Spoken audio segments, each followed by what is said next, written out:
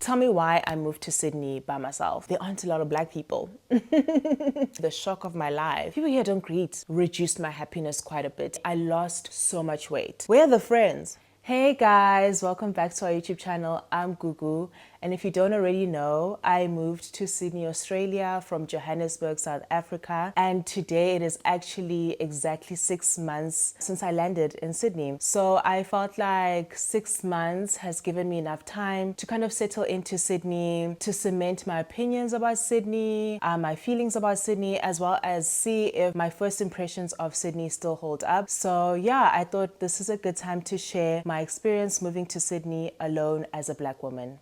So I will start with why I moved to Sydney. I think for me, after doing my articles, I had recently just qualified as a chartered accountant. I wanted a bit of adventure. I felt like my life was starting to feel really monotonous. I'm someone who really wants to travel, enjoys traveling, and I would love to travel more, especially while I'm still young. And I was like, why not? And I discussed it with my partner and I moved to Sydney. It really wasn't like a serious decision. It wasn't anything outside of me just wanting newness, wanting adventure, and just wanting to see what the outside world is like and just wanting to experience something new. Sydney wasn't my first choice initially. I wanted to move to the Netherlands. I didn't put my eggs in one basket.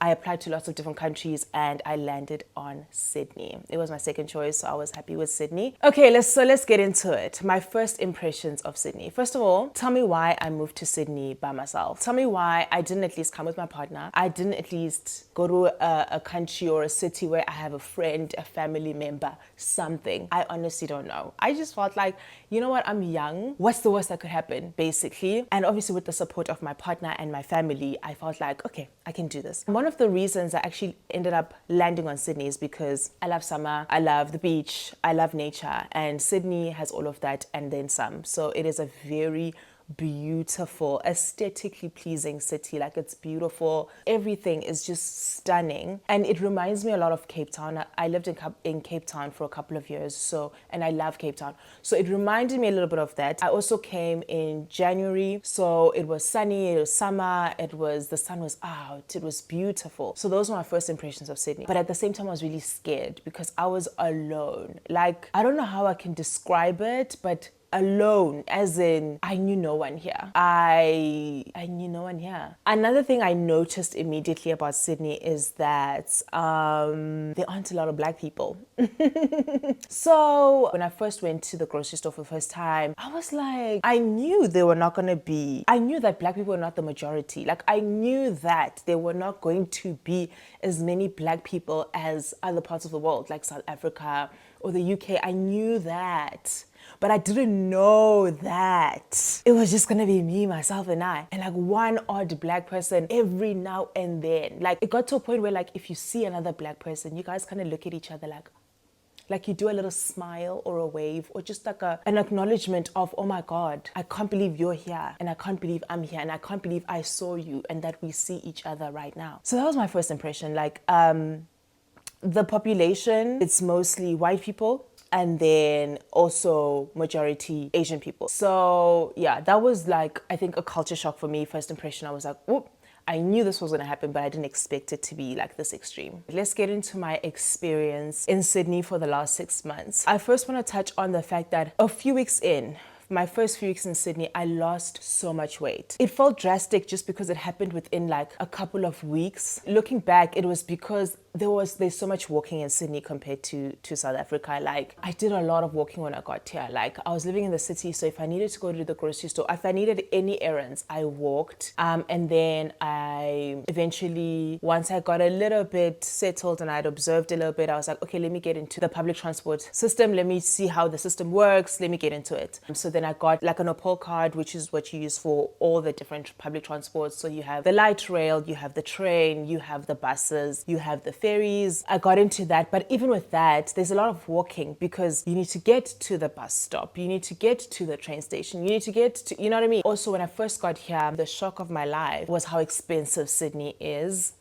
It's very expensive. When I first got here, I hadn't received my first paycheck, obviously. So all the money that I was using was money that my parents had sent me. And they're obviously sending me money in rands. When I convert the rand to the Zwala, I'm like, why does this cost so much? So already when I got here, I was like, okay, I only have limited funds. I don't want to like ravage through the funds my parents have given me. So I was like, you know what? Let me be on a tight budget because the city is really expensive. Once I get my own paycheck, then I can do my own budgeting and I can decide what I want to spend money on and stuff like that. So I didn't eat out. I didn't eat like takeout or go to restaurants. I was cooking. Everything that I was eating was food that I had cooked with my own hands.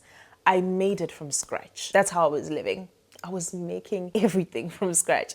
So that's probably another reason why I lost a lot of weight. I mean, when you cut out takeout and everything you put into your body is food that you literally cooked from the grocery store, I think that has a big effect. And then also I wasn't drinking alcohol. We all know alcohol is expensive. And as I just said, I was trying to save money.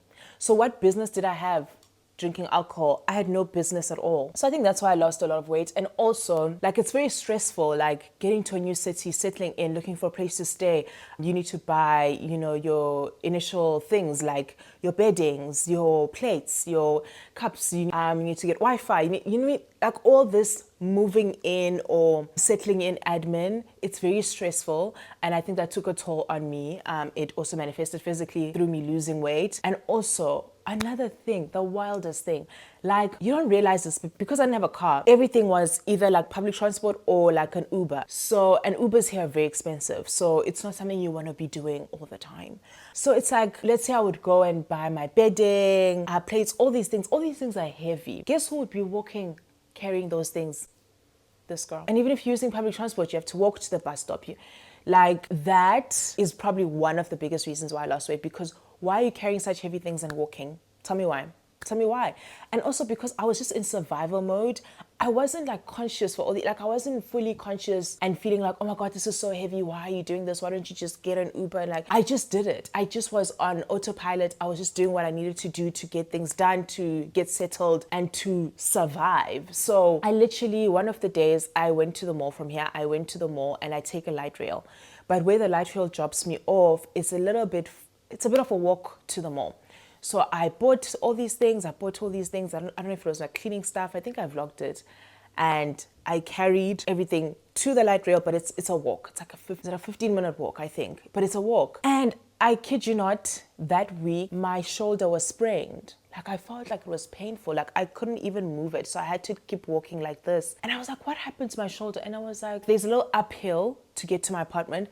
So I was like, I literally sprained it because I was carrying such heavy things while walking. Like I had to put everything on my shoulder because it was kind of heavy. So it made it easier to kind of carry everything here. Don't do that. It sprained my shoulder. So I think things like that, just having to do everything yourself, I think it just took a toll on me. Let's get into finding a place to stay. Okay, so I think just watching YouTube videos, asking around, everyone kind of tells you about how Sydney has a housing crisis. There's a high demand for apartments and low supply. So it's a mess. And Sydney in general is expensive, but like now this has skyrocketed like the rent prices. So obviously when you hear that, you get scared. You're like, oh my God, like I'm moving to Sydney. What am I gonna do? How am I gonna find a place to stay? Like your first month at work, everyone keeps asking you, do you have a place to stay? Have you found a place to stay? Because it's such a big contentious issue of like, oh my God, did you find a place to stay? Like, you know, people find it very difficult to find places to stay here. Like some people, it takes them like maybe a month, a few weeks, you know, before they find a place to stay. But luckily I found a place to stay.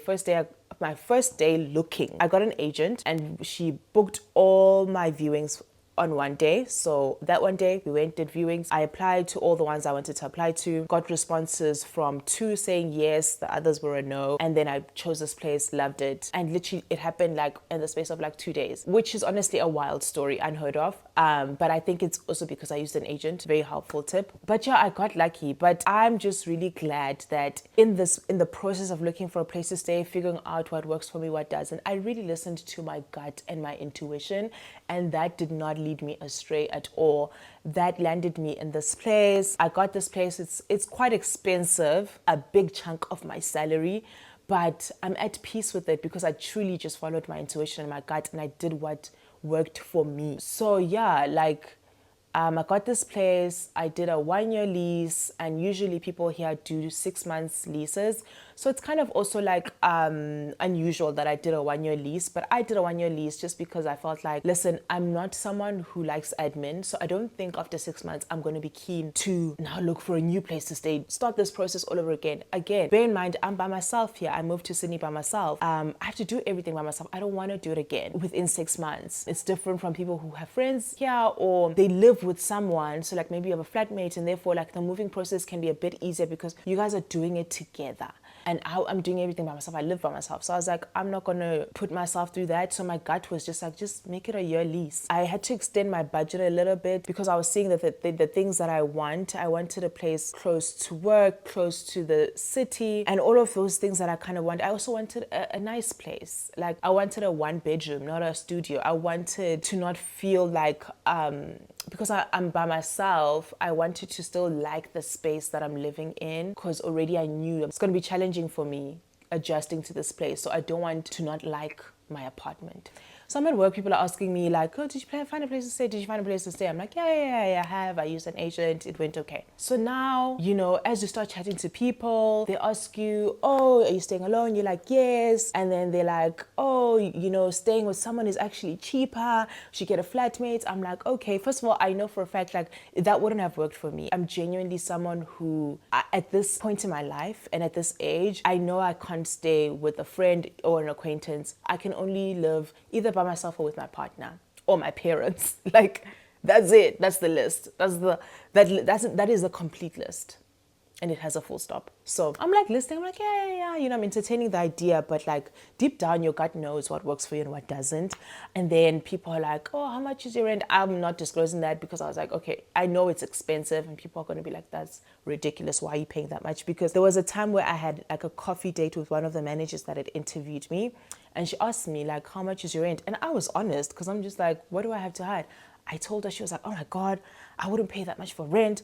I'm just like, first of all, why are you judging me? Because is it your pockets? Are we sharing the money?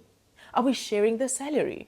So after that encounter, I was kind of like apprehensive about telling people how much I pay for rent. I was just like, I don't need to defend how high my rent is. That is the rent. Like, what must I do?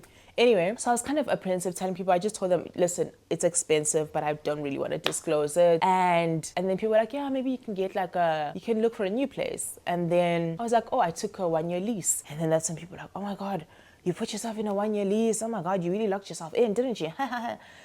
People's comments here and there, which is why sometimes I feel like you don't have to share things with people because people just have offside commentary, which is very unnecessary, especially after you've made the decision and the decision is right for you. Anyway, I let that get to my head a little bit. Now I was worried, like, am I paying too much for rent? Should I be like saving my money? Like, am I even going to be able to get through each month with the amount of rent I'm paying? I started panicking. And I'd call my partner panicking. She'd be listening to me, child. And then eventually, like a couple months in, I realized I actually made the best decision for myself. Because when everything starts to unravel, time passes, you realize some of the people, maybe they're not happy with like the places they're living in because they're very far. And to be honest, it is like, it can get frustrating living far from the city. Like it's not nice being in the train for like an hour. Or like 40 minutes, even if your rent is cheaper. Like I started when I would open up to my friends, and they'd open up to me, like friends that I had made, I realized, what, I think I made the right decision for me and that works for me. And even hearing about, people's different experiences with roommates, which I sometimes you just wake up feeling like, I wish I was in my own space. Like we all have that because also we're working individuals. You have your own work stresses, you have a personal life stuff. Sometimes you just want to be in your own space, especially the older we get. So I was like, you know what? That cemented again that I had made the right decision, like making sure that I stay by myself, not coming here and maybe going on the Find a Flatmate app and finding someone to stay with just so that I can pay less rent. I really I knew my priorities. My priority was living alone, living in a 1-bedroom, not a studio, living in a convenient area that makes my life easy, living in a space that I find aesthetically pleasing, that I like, that I'm happy to be in a lot of the time. Because I'm not someone who goes out that much. So I need to love the space I'm in. I got all of those things because I literally live in an area where I walk to work. It's like a 25-minute walk to work. I live right by the water. Like I walk 2 minutes and I'm by water. And for me, that's a big plus for me because I love water. I love the sun. Those two things are really things that can help me mentally when I'm in a funk. I can just go sit in the sun by the water and I can just clear my mind. You know, I feel like that was my experience and I felt like I was so glad that I listened to my gut when it came to that. Oh child, let's get into hair. So if you know me, you know I'm a braids girl. I love me some braids. I am a braids girl. You know, I love either like I wear my natural hair out or I'm in braids. Most of the time I'm in braids. Love me some braids. They suit me. I look good in them. They look good in me. You know what I mean? So when I got here, I knew already last year when I was planning to move here that that might be a tricky situation. So I already started like looking at wigs, looking at maybe like some glueless wigs because I'm not a wig girl. So I'm not going to turn into a wig girl overnight. I'm not going to know how to like, you know, glue your lace down, all of this stuff. So I was like, let me get wigs that are easy to put on, like glueless wigs. I get here. I obviously got braids before I arrived so that I could have braids for like 2 months while I'm here. My first 2 months here. Okay, my braids got all that to take out my braids. I was like, damn, now I have to deal with this situation. So I was like, you know what, maybe I can still be a braids girl. Let me see. I knew braids here would be expensive, but I was like, let me see. Let's check first. Okay, so the braids here range from $250 to $400. So I saw one of my colleagues at work gave me an Instagram handle of this girl who does braids. So I'm like, cool. I DM the girl. I'm like, hey girl, these braids, picture, everything, knotless braids. I wanted small because I was like, if I'm going to pay a lot for braids, they might as well be small so that they last longer. And it's like more value for money. I don't know. So yeah, I sent her the braids, the long braids. If I'm going to pay so much money, I need them to be the exact braids that I want, aesthetically pleasing, everything, like just cool. I sent her the braids. Ciao. She comes back and she says $400 for the length and like size that I wanted. So now I'm like $400. So before I converted to rands, I'm like still entertaining it. I'm like, that sounds hectic, but like maybe it's okay. So I converted to rands and it was like around 5,000 rand. I was like, 5,000 rand? In SA, I pay around, let's say 900 rand to 1,000 rand for braids. And already some people already tell me I pay a lot for braids, but I like what I like. And if I like a place, I'll stick to it. So I pay, let's say, 1,000 rand for braids in South Africa. A lot of people pay less. Some people pay more.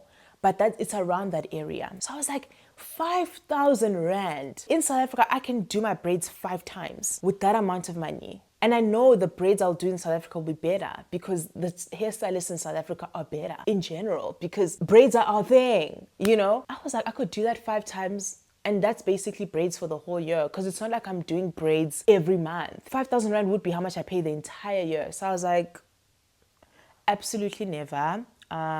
You've lost your mind. I didn't say that, shame. I was just like, I don't think I responded, but I was like, you know what, thank you, whatever. But obviously I was like, okay, I can't afford that. Like, even if I could afford it, I cannot justify, I can actually afford it, right? Realistically, I mean, I can afford it and maybe that month my budget's a little tighter, but I can't justify to myself why I would pay that much for braids because I thought about it. And for that $400, I kid you not, I can get a flight to Bali. Does that make sense? I was like, I'd rather take that money and go on holiday. Why would I take that money and do braids? Braids, mind you, that after 2 months I have to take out. Ndiyaphela kanjalo into yami nama braids. So for a couple of months, I wore like glueless wigs. And then I got tired of braids. I got to a point where I got tired of wigs, sorry. I got to a point where I'm trying to go on holiday as well this year. So at the end of the day, I'm going to have to find a way to put braids on my head because one thing I'm not going to do is go on holiday with a wig. I googled where can I buy braids here, like the fiber. Found a place. I went to that place, bought me a bunch of braids, like expression hairpiece. And I was like, I'm going to YouTube it out and I'm going to learn how to do my own braids. And I'm happy to announce that I did these myself. I did these myself. I will never stop telling people that. Because I did these myself. I had to learn how to do my own braids. And that's what sometimes you have to do as a black girl in Sydney. Like, you're gonna have to learn how to do your own braids if you're not trying to pay millions of dollars for them. And I'm pretty proud of them. Like, this is my first attempt. I'm really happy with these. Like, I can't wait to do my holiday island braids myself. Now that I know how to braid, you really can't tell me anything, because I'm like, once I got that, when that girl told me that she's gonna charge me $400, I was like, one thing about me, I'm a resourceful girl. Like, I know how to work with my hands. Like, I'm a makeup artist. I recently started painting as a hobby. As you can see, these are all my paintings. In general, I just love working with my hands, and I know how to work with my hands. Like, there's a lot of things I know how to do. Only thing I don't know how to do is like make clothes. But I mean, that I can learn if I want. You know what I mean? So I was like, I can learn how to do braids. And I learned. And I'm so proud of myself. Chill. It's honestly, now you can't tell me anything. Like, the fact that I can do my own braids and I can do my own makeup, I don't need anyone. And I know how to do my own nails. Well, I do like stick-on nails, but I do them really well. You can't tell me anything. Like, I'm a full package girl. Okay, so let's get into making friends and making genuine connections. So as I already mentioned, like, I came here by myself. I knew no one, so I was very open to like making new friends, making new connections. That was a big point of excitement for me moving here. I was like, you know what? This year is going to be my year to genuinely make new friends like I've been wanting to. And child, are the friends in the room with us? Where are the friends? One thing I learned was, in a survey done or research thing done, they found that Sydney is the hardest city to make friends. And I can attest to that. It is hard to make connections here. It is hard to make friends. And by connections, I mean like genuine connections. Like, you can have very surface level conversations here and connections, but to have like these connections that you feel like this is a genuine connection, this is a deeper connection, which humans crave, it's very difficult here. Because I walk to work, I've been listening to a lot of podcasts. And in one of the podcasts I was listening to, it was mentioned that one of the biggest factors that impact a human being's happiness, which a lot of people would think maybe it's material things, maybe it is how successful you are, maybe it is A, B, C, D, F, G. It's actually the relationships you have, the quality of your relationships. So the thing that impacts your happiness the most is the quality of your relationships as a human being. And I can fully attest to that, because me just being here by myself and not making any connections that I felt like were quality connections honestly reduced my happiness quite a bit. Like, I was at a point where I felt really down. I was really sad. I was really like not in a good place. I was not in a good place mentally and emotionally. And it really showed me like, you don't realize how much of an impact your relationships have, how much of an impact the connections you have on your mental health and your emotional health and your happiness in general. So that in itself was really tough. But you know what? I did still make friends. As hard as it is to make friends in Sydney, I still made a few quality friendships.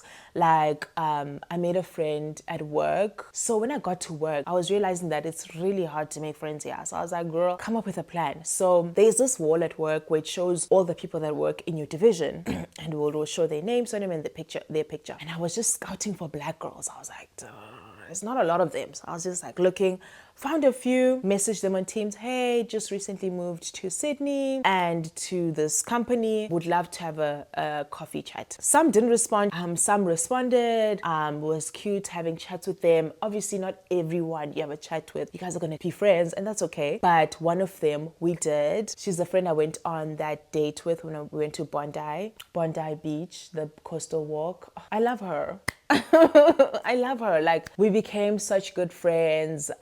We just connected, we clicked. She's so kind. I don't know, she's really kind, she's really empathetic. I could just feel that from her energy.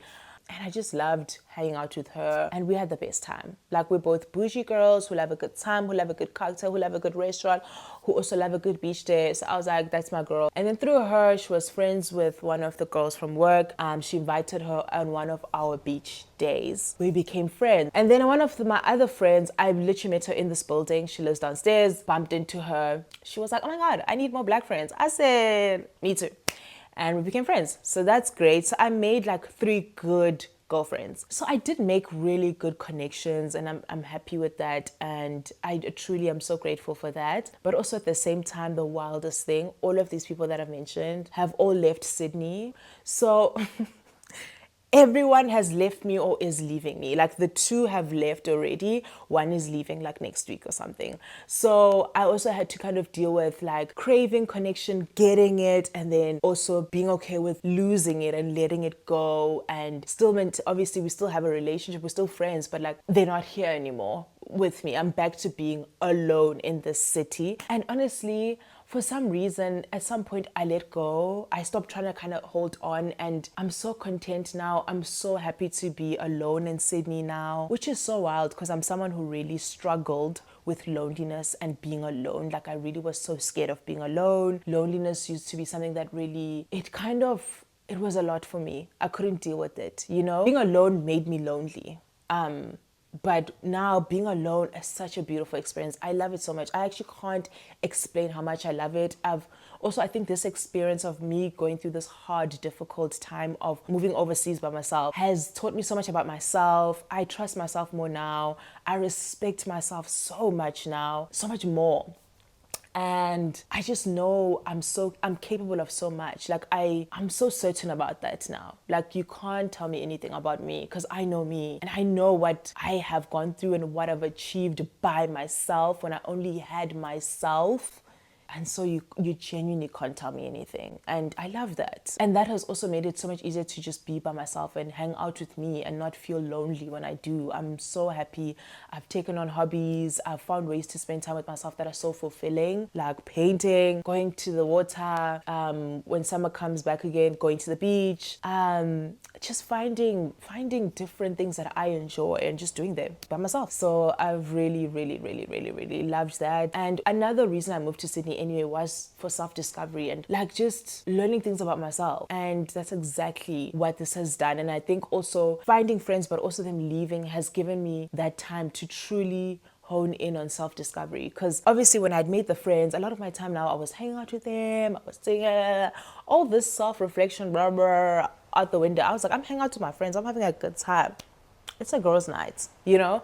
But now that they're gone, like I've had so much time to just be by myself and be in solitude. And I've enjoyed that, which is like a breakthrough for me because that wasn't something that was easy for me. So let me just give my conclusions on Sydney and my overall experience. So I would say Sydney is a lovely city. It's stunning. It's beautiful. Aesthetically, it gives everything it needs to give. If you love nature, if you love the beach, if you love hiking, it's beautiful, right? But the people factor is missing a little bit. Like the people here aren't, you know, man, when you grow up in an African country or you're from an African country, you know that like you take for granted how warm, friendly, genuinely friendly Africans are, and also genuinely just acknowledging of your existence. Like Africans have a way of knowing how to just acknowledge your humanity and your existence as a human being. I don't know what that is, but it's there. You only realize it's there when you get to a place where that's missing. So for me, that cultural difference was a little bit of a shock and also a little bit of a hard one to get used to. So for example, like whether I'm at work or here in my apartment block walking, people don't greet each other. Like people don't greet each other in the elevator at work. People don't greet each other in the elevator here, which is so odd for me. Like, hello, it's just you and I in the elevator. Why can't we just say hi? You know what I mean? Like the first few weeks, obviously I was greeting because that's what I'm used to. Then I soon realized, people here don't greet. Like you're just gonna be a fool by yourself, busy greeting. That time the people respond as if they don't want to greet you back. So I realized, I was like, okay, this is a bit of a different society. They mind their business, they're to themselves, they do their thing. I'm not sure I think it's just a Western culture, but also I feel like my experience of Asians so far, they just feel their culture or society feels very much a little bit shy, on the shyer side. So they're also kind of to themselves, mind their business. And then I think Western culture is very much individualistic. So to myself, I care about me, I do my thing. So that combined makes for a culture where people really just genuinely mind their business. They don't worry about the next person. They don't check for the next person, which is nice with regards to like not wanting to be bothered and sometimes just wanting to be doing your own thing, but it can quickly make you feel very alone. Like it can make you feel alone in an unsettling way. I had to get used to that, but that was a tough one to get used to. I don't know, I just feel like the people in African countries, because I have lived in 2 African countries, South Africa and Zimbabwe, and in both those countries I just feel like, yes, people can mind their business and do their own thing, but there's this community feeling of, I care about you and you care about me because we're both human beings. We're both in this space as human beings. Even if it's just an acknowledgement of a hello, how's your day? And then moving on, I've acknowledged that you exist, you're a human being. If anything happens to you in this space, I'm a fellow human being who will look out for you. Because I was telling one of my friends that I feel like here in Australia, I feel like I could be in the bus and maybe get sick or faint or something can happen to me. And genuinely people will just mind their business, not help me, not check whether I'm okay, and get off the bus, leave me, which is like, it sounds outrageous, but I just felt, there was a time where I was in the bus and I felt it. I was like, anything happens to me here, I'm not sure if anyone's gonna look out for me and notice that anything's happened to me. Or even if they notice, I don't think anyone's gonna do anything about it, you know? And that made me feel so alone in that moment because I was like, whoa, that's a little bit dangerous.